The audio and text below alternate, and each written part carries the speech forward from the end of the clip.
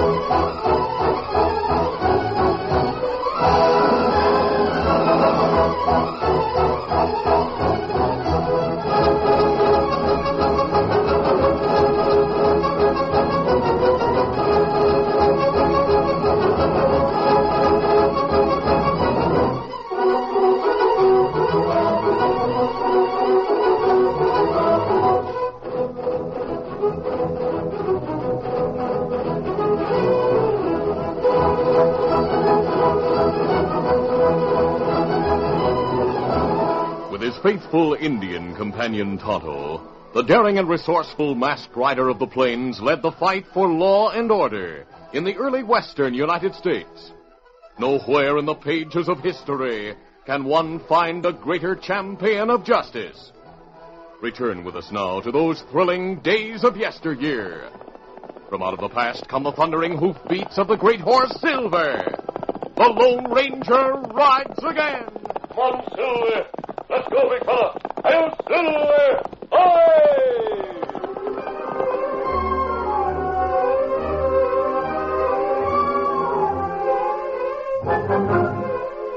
Pete Barrow, the stagecoach guard, was sitting in the town marshal's chair with his feet propped up on the desk when the marshal, Ben Steele, entered the office. Pete scrambled to his feet. Evening, Ben. What's the matter? You look like you've seen a ghost. Yeah. The judge getting a split on every one of our crooked jobs we've been running this town as we like for the past year. Now, that coyote has to show up. Who? Jed Wilkins. Why should you worry about him? He's nothing but a saddle tramp. He asked me to drop in at his cabin tonight. It's that old shack out in the woods. I've just come from there. What do you want? $1,000. For what? To keep his mouth shut. He recognized us. Me, anyway.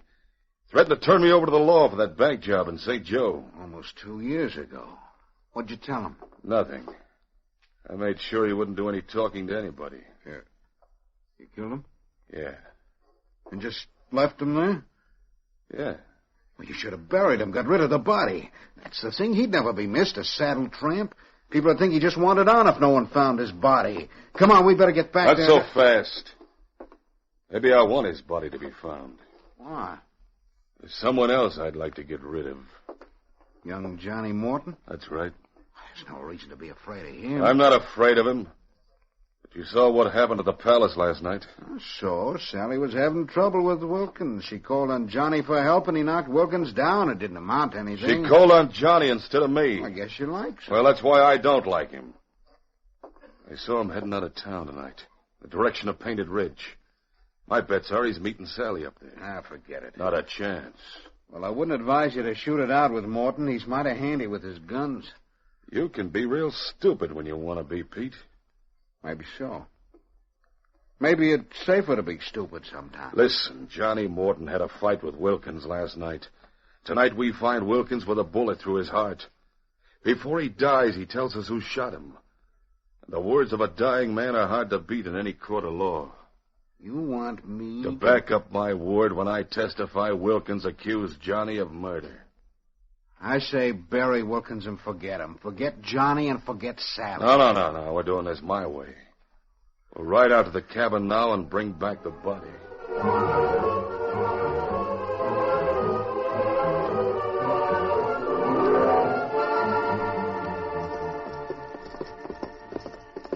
2 hours later, Johnny Morton and Sally Lane rode down the main street of Ashland toward the Palace Cafe. I sure feel like celebrating tonight. Johnny, you gave me your promise. All right.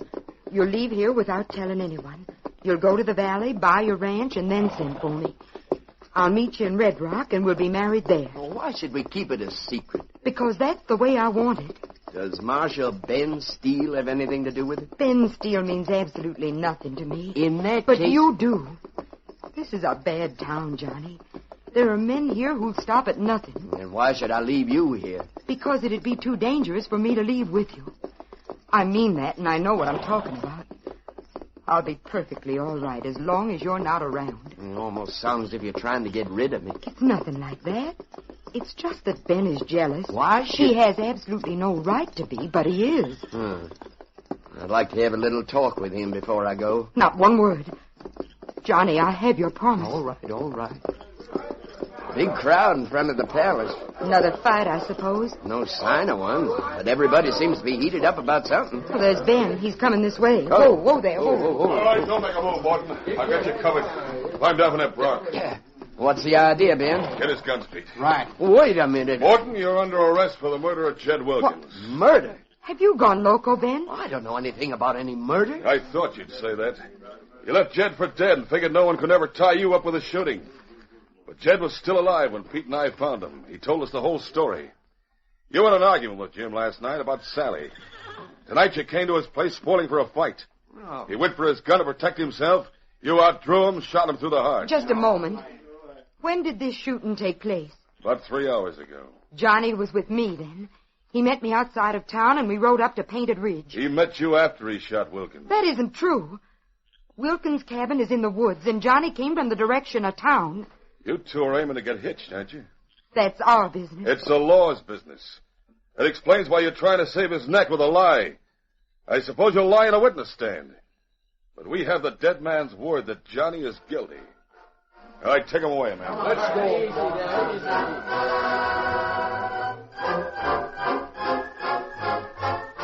The Lone Ranger and Tonto had been camped near Ashland for several days, and Tonto had spent most of his time in town. What he had seen and heard had convinced the masked man that neither the town marshal, Ben Steele, nor the district judge, Simon Rogers, were to be trusted.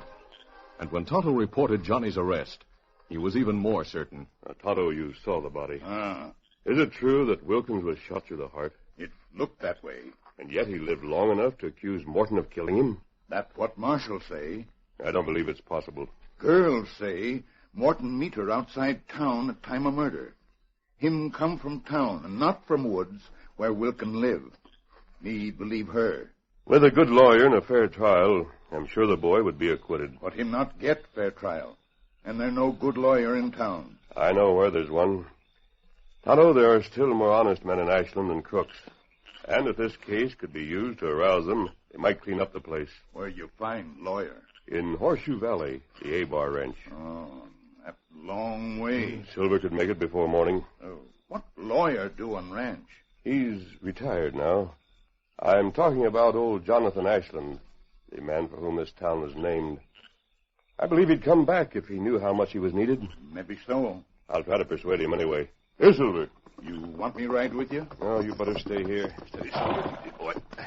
Oh, when's the trial? When Judge get back from Paso Doble. That's soon now. Let's hope it isn't tomorrow. There. Keep a close watch on the marshal, Tonto. Easy, steady, big fella.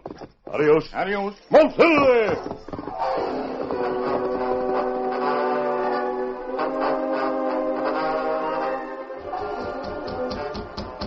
Dawn was breaking when Jonathan Ashland was awakened by someone knocking at the door of his ranch house.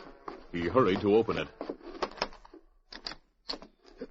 A masked man? Sir, I've only drawn my gun because I want you to listen to me before you call your men. Will you give me a few minutes of your time? I seem to have no choice. Thank you, sir. Well?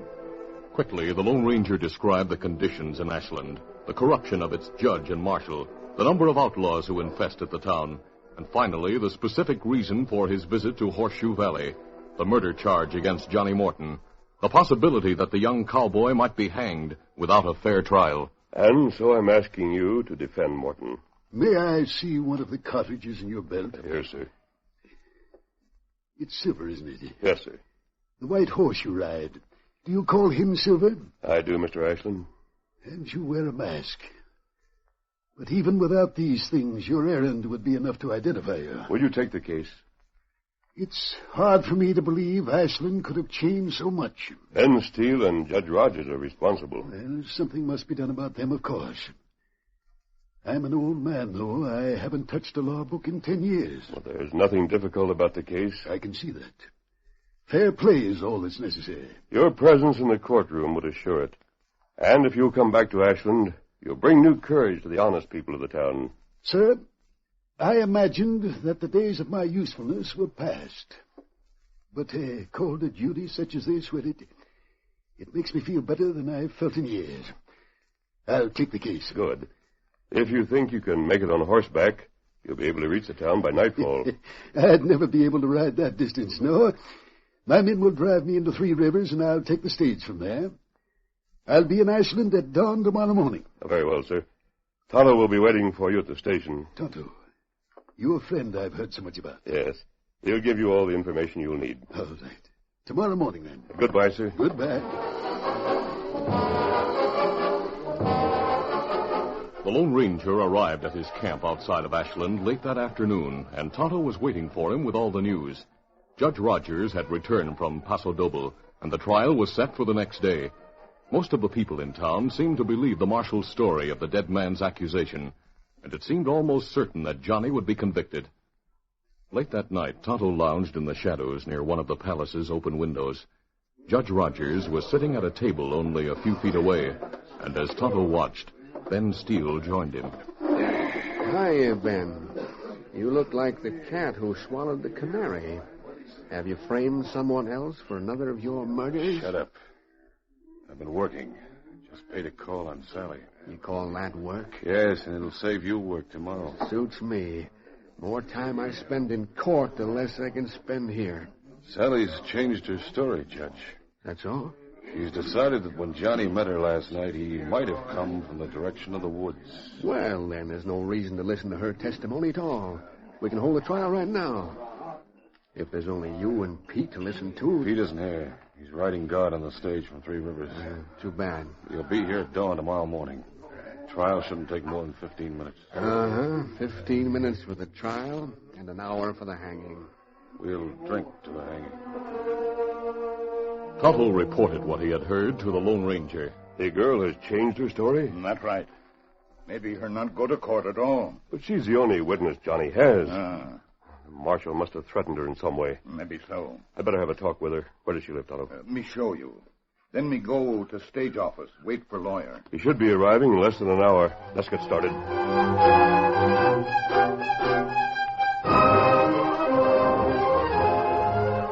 Sally had spent a sleepless night. Toward morning, she made herself some coffee and had just poured a cup when the kitchen door burst open. A masked man? What do you want? Sally, do you intend to testify in Johnny's defense? No. I gave Ben my word. Why should he send you here to He find didn't out? send me here. And I want to know why you've changed your story about the meeting with Johnny. You're an outlaw. You're no friend of Johnny's. This is a trick. It's no trick, and I am a friend. He has no friends here. Sally, believe this. I want to help him. Otto, Kimasabi, stage get in from Three Rivers. where's Jonathan Ashland? Him not on stage. They're only guard and driver. No passenger. But he promised. Him not on stage. Kimasabi, guard on stage. Him Pete Barrow, friend of Marshall's. Yes, of course. The man who backed up the marshal's accusation. Maybe him learn why lawyer come here. Maybe kill him. We must find out what's happened. You'll be hearing from us as soon as we do, Sally. All right. Come on, Tonto.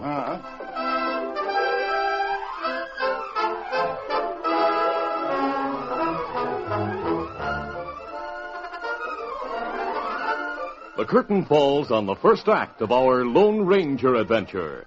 Before the next exciting scenes, please permit us to pause for just a few moments.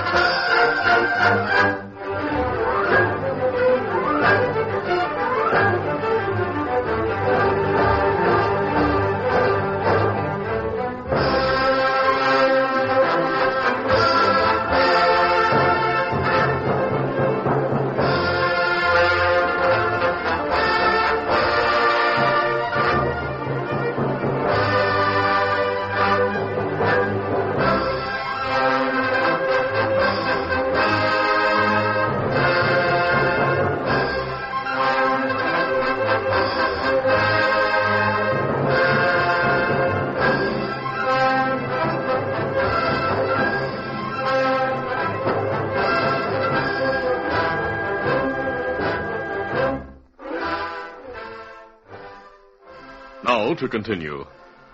When the stage from Three Rivers arrived in town, Jonathan Ashland was not on board. Pete Barrow, the guard, left the driver to take care of the team and hurried to the marshal's cabin. Through the front window, he could see Ben and Judge Rogers sitting at a table with a bottle between them. Pete entered the cabin without knocking. Morning, Pete. I was waiting for you. Hey, what's the matter? Plenty. We had a passenger on the stage. What's so terrible about that? His name was Jonathan Ashland. Say that again. Ashland, the lawyer, the hombre that started this town. What's he doing here? He isn't here. I thought you said... Listen, I heard his name in Three Rivers, and I got to wondering.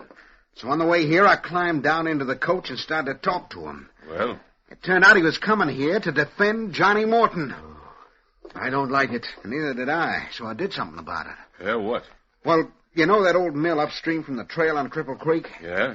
When we got to the ford, I called out to Harry to stop, and I pulled a gun on Ashland. I ordered him out of the stage and marched him up the creek to the mill. I gagged him, bound him hand and foot, and left him there. What about Harry, the driver? Will he keep his mouth shut? I warned him that if he didn't, he'd wind up full of lead, and he knows I meant it. You don't have to worry about him. What about after the hanging? What'll you do with Ashland then? We'll dispose of him. Permanently.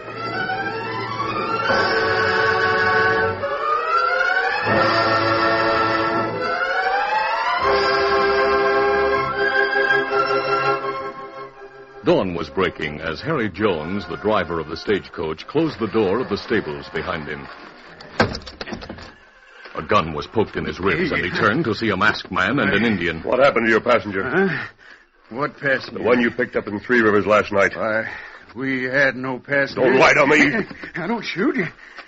You mean the old fella? Yes, where is he? We let him off at Cripple Creek. He'd have no reason to get off at Cripple Creek. I warned you not to lie. I didn't have anything to do with it. Pete Bear's the man you want to talk to. You can tell us what happened. Well, Pete just made the old fella get out the stage. There's an old mill on the creek. Pete took him there. Then what? I don't know. Pete come back alone and warned me to keep my mouth shut. Did you hear a shot? No. Then there's a chance he's still alive. Jones, if you want to stay healthy, don't mention meeting us to anyone. Oh, don't worry. Come on, Tonto.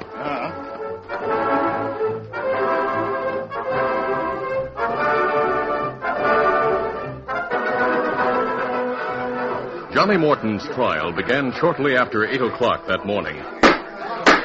Order! Order in the court. The case of the people versus John Morton. Prisoner here, Marshal. Yes, sir. The charge is murder in the first degree. What do you plead, Morton? Not guilty. Get on with it, Marshal. Want to give testimony? Yes, sir. Yeah, put your hand on the book. You swear to tell the truth, the whole truth, and nothing but the truth? I do. Then make it short. Well, that's easy. Pete Barrow and I found Jed Wilkins in his cabin with a bullet hole in his chest. He was dying. But before he died, he told us who shot him. Name the man. John Morton. Point him out. There he is. That's enough. Who's the next witness? Pete Barrow. Yeah. All right, hand on the book, Pete. You swear to tell the truth? I do. You were with Ben when Judd accused Johnny of killing him. That's right. Anything you want to add? No, Ben said it all. You may step down, then. There's no sense in wasting any more time. You men on the jury have heard the evidence. Now the time has come to consider your verdict. Aren't you even going to listen to me? Morton, there's nothing you can say that'll change the words of a dying man. Your Honor, as the attorney for the defense, I demand my right to be heard. Ashland! Jonathan Ashland was recognized by every man in the courtroom as he walked forward to the judge's bench. Most of them were friends, old friends, and they rose to their feet and gave him an ovation. The judge made no move to quiet the uproar, because during it, the door directly behind him had opened a few inches, and the judge was startled to hear his name spoken. Judge Rogers, have you covered? Conduct the rest of this trial according to law, or I'll use this gun. The judge whirled around, but all he could see was the muzzle of a revolver pointing at him through the opening. The voice continued. First, you'll order Ben and Pete to hand over their guns. Who are you? I'm the man who has you covered. That's enough, isn't it? Do as I say. Marshal, before we continue with this trial, I want you and Pete to hand over your guns. What's the idea? I know what I'm doing. I said to hand over your guns. You sure? Hurry up. All right. Fine. Stop them behind you. That's fine. I'll tell Ashland he may go on with the trial. You wanted to be heard, Mr. Ashland. Yes, Your Honor. I'd like to call my first witness for the defense. Proceed. Will Miss Sally Lane take the stand? You swear to tell the truth, the whole truth, and nothing but the truth? I do. Your name, please. Sally Lane. Suppose you tell us in your own words what you know about the murder. I only know that Johnny couldn't have committed it. Why, Sally? Well, the night of the murder, I'd arranged to meet Johnny outside of town. Just as the sun was setting, I went to the livery stable, had my horse saddled, and rode down the main street. I saw Johnny standing in front of the mansion house. I rode on, and I waited for him on the hill, about halfway between the edge of town and the woods. Now, Sally, were you in a position then to see anyone leaving town heading west? Yes, sir. Did you see anyone? Only Johnny. Could you see him from the moment he left town until he joined you? Yes, sir. Yes. Then what happened? We rode north to Painted Ridge. Jed Wilkins' cabin is in the woods, and Johnny didn't go anywhere near the woods on the night of the murder. He was with me every second of the time until we returned to town and learned that Jed's body had been found and brought to the marshal's office. Miss Sally, did you at any time agree not to take the stand in Johnny's defense? Yes, sir. Last night. Why? Because I was told that if I kept quiet, Johnny would be let off with a jail sentence, and that if I testified, he'd never leave the courtroom alive, not even if he were acquitted. Do you mean that you were threatened? Yes, sir. By whom, Sally? By Ben Steele. That will be all, Sally. Now, Your Honor, I'd like to recall Pete Barrow to the stand. He's already testified. I was given no chance to cross-examine him. Recall the witness. But, mister, I... Recall the witness. Yeah. Hurry it up, Pete. I've said all I have to say. Take the stand. All right. Careful, Pete. Yeah, Ben. Pete, did you hear the shot that killed Jed Wilkins? No. Then why did you and the marshal go to Wilkins' cabin? Well, we heard something that sounded like a shot, and we thought we'd investigate. What did you find when you entered the cabin? We found Jed lying on the floor. Unconscious? Yeah. No, I mean his eyes were closed, but we gave him a drink of whiskey, and then he was able to talk a little. Pete, where did the bullet that killed Jed enter his body? In the chest? Where in the chest? Why, it went straight through the heart. Is that correct, Marshal? That's correct. Gentlemen of the jury, you have heard both witnesses for the prosecution testify under oath that Wilkins was shot through the heart. And yet they expect you to believe that he lived long enough afterward to drink whiskey and accuse Johnny Morton of murder. Oh, wait a minute. Pete Barrow, by your own testimony, you have placed yourself in Jed's cabin on the night of the murder at a time when Jed was still alive. Now, I suggest that it was you who killed Wilkins. No. I suggest the marshal heard the shot you fired and came to investigate. That he found you standing over the body, and because you were a friend, promised to protect you. That's all wrong. It was you who shot Wilkins. I didn't. Ben shot him. Jed knew Ben was wanted for a bank robbery in St. Joe, and Ben shot him to keep him quiet. Your Honor, in view of this testimony, the defense rests and asks the acquittal of the defendant. The defendant is dismissed. I want my gun, Judge. I have it, Ben. Up with your hands. Hey, look, come on, man. Standing beside the judge. You'd better appoint some special deputies to take Ben and Pete into custody, Judge. Whatever you say. I'd suggest that you let Mr. Ashland recommend them. Go ahead, Ashland. You name them. Harrison? Yeah? Adams? Yes, sir. Brent? Logan? Yeah. Take charge of the prisoners. Yes, sir. Here are their guns, Mr. Ashland. Thank you, sir. Adios. I'm leaving, too. Not so fast, Your Honor. I have a word to say to you. You can't accuse me of breaking any laws. I mean to petition the governor for your removal. You go right ahead. I've been looking forward to a vacation in Mexico for a long time. You're not running out on us, Judge. Ben, what good will it do to try You and... cut in on every job we ever pulled. You're as guilty as Pete and me, and you're going to jail with us. Take the judge into custody, too, men. We'll see that he's prosecuted along with Pete and Ben. Gentlemen, how could you let your town fall into the hands of these scoundrels? Was it simply that you were afraid of them? Or were you so wrapped up in your own affairs that you didn't care who ran your government? I hope you realize now that what happened to Johnny Morton might have happened to any one of you. You might have been falsely accused of murder, condemned without a fair trial and hanged. Well, what are you going to do about it? Send the crooks to jail. And what about afterwards? We'll make this a town to be proud of.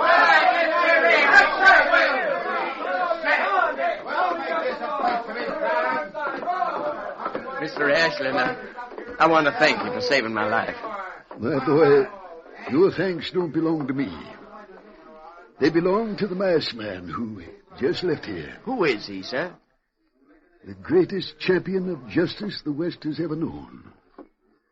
That was the Lone Ranger.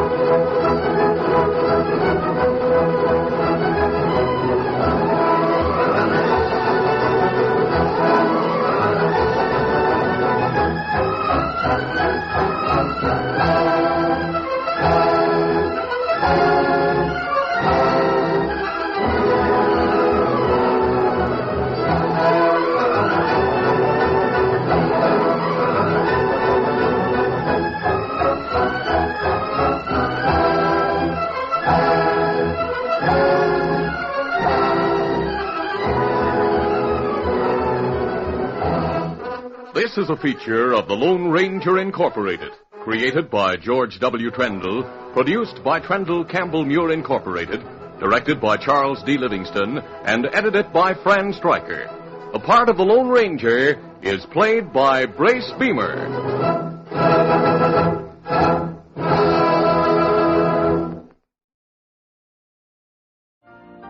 You've been listening to the OTR Gold Network. Find more classic radio at otrgold.com.